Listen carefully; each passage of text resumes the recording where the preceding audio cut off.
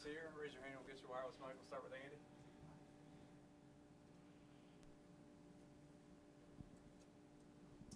Nasir, how did it feel to finally get out there again last week? It felt good to get out there, be with the team, to get some quality reps in. It felt good. I'm excited for this week moving forward. What happened exactly? Was it against OU and something to your knee, or? No, I actually got banged up during practice. So yeah, Tuesday practice, I kind of went through something and messed up my knee a little bit, but I'm good now. How frustrating was that to have to watch for so long this season? It was hard. You never want to not be able to be out there with your guys, contribute and everything, but it was good to be on the sidelines, try to help the young guys as best I can, and just help whoever I need to help. Damon. You got to wear number 25 for that first game. With having to play hurt, was that the mindset of I'm wearing 25, I'm going to go out there and play? I wasn't hurt the first game. I was good the first game. I got hurt after that week in practice. So, I got to wear 25. I was excited for that. Obviously, just that tradition alone was a big thing for me. And, I was excited for that game. Coach Prime mentioned that he thought it was going to, like, you got back faster than expected. What was the mindset and the work ethic to get back as quickly as you did? I kind of had an injury before with my knee a couple years ago during COVID. So just going through the whole process, knowing I want to get back, I tried to be real advanced with my recovery, just coming to work every day, trying to get better as best as I can, one day at a time. How closely did you work with the trainers knowing what you needed to do? And were there any advanced things that you did that you didn't do back in 2020 that you said, hey, I know this can work and can get me back on the field sooner? The trainers held a big part in that. It was a lesser injury. It wasn't as major, but the trainers did a great job working with me a lot.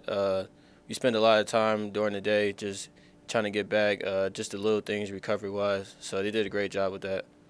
It seems like your return back to the field comes at a good timing with, how much the safety room has had to shuffle through various injuries and guys having to play, multiple positions. How much does that help getting you back on the field with the amount of reps you've had at the ACC level? I think it helps a lot, just bringing depth back to the room. Like you said, we had guys move around a lot, so we haven't had a set group really. But I think in all, it's going to be a great thing for all of us. The guys like Mose and Jay Jones, they got more reps, so they're just getting better with experience. Stroh's been out there for the longest, so he's pretty good already. So it's just going to make us all around better in the room. Back in the room, Andy. Hey, Nasir, obviously it's homecoming. I'm sure there'll be a couple of former players back in town this weekend. When those guys come back, is it beneficial to you guys at all? Like, what kind of impact does it have when some of the former players come back to campus? I think it's definitely like a humbling experience. When they come back, you get to see the guys who were before you. You get to see the tradition, especially for the young guys. You get to see some of the guys that are in the league. They come back, and it's just you get to see those guys. So that's a big thing. You get to see that's where you want to be. That's where you're striving to be every day. So I feel like that's a good thing for guys to come back, for the young guys as well as the rest of us, because you get to see what you're reaching for. Andy. The guys behind you on the depth chart didn't have a lot of experience coming into the season. How much did you try to help them when you were out, just in terms of bits of advice or suggestions that you have out there? As best as I could. I was out there every week at every game trying to help as best as I can. But, it only comes with just experience. They're going to see it for the first time, so sometimes it's going to take a little bit of time to get to it. But as we went on in the season, they got a lot better. It seems like these targeting calls affect safeties a lot more than a lot Right. of the positions out there, because you guys are bearing down on receivers. How difficult is that sometimes to change your target point, or a receiver ducks his head the last second, or a quarterback sort of half slides at the last second, not to get caught up in something like that? It's very difficult. You got to try to find a way to be safe and keep your head out of things. Sometimes the call can go either way, so all I can say is just try to be safe and keep your head out of things, really. It's hard to deal with. Have you ever been called for one? I can't remember. Yes, I got called for one last year against Miami. What is that like when you're sitting there waiting for they review it and you have to stand there on the sideline? You're like, oh man, I don't know if that's going to go my way. like I said, it could go either way. Like when I got called for one, I felt like I was good, so I was getting ready to go back in. But everybody on the screen, it seemed like I was good too, but the refs had a different approach to it. And I guess the rule, I guess I led with the side of my helmet, with the top of the head.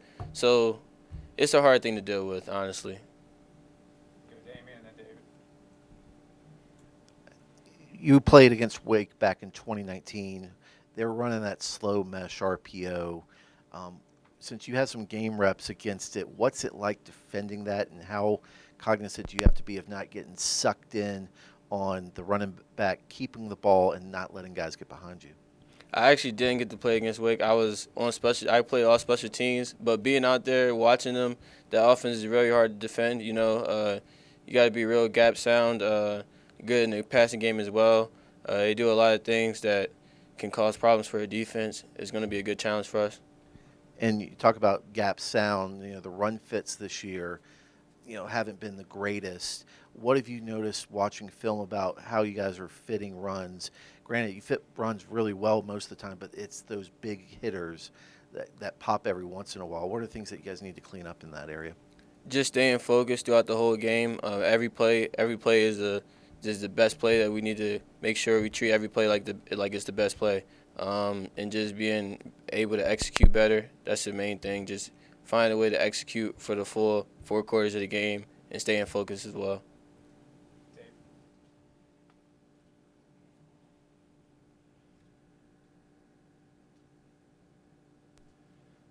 Nasir, after you got injured, did you know that you were going to be able to come back this season? What was that like? Your initial reaction kind of to the injury?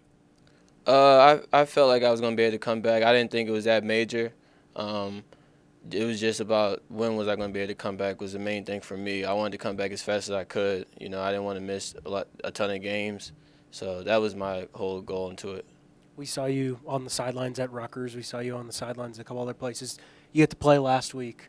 What was that like, at Florida State, being able to finally come back and play? It felt good, being able to come back and play. Like, just being out there with the guys is something I missed. Every game, you feel good going into, warm-ups and everything, and then, the game starts, you're like, man, I just wish I could be out there. So just being able to be out there, warm up with the guys, and get some game reps, it felt great. You mentioned your injury in 2020. When you go through an injury like this and it keeps you out and you kind of have to watch from the side, how does that kind of give you a new perspective, kind of change the way you maybe look at the game of football?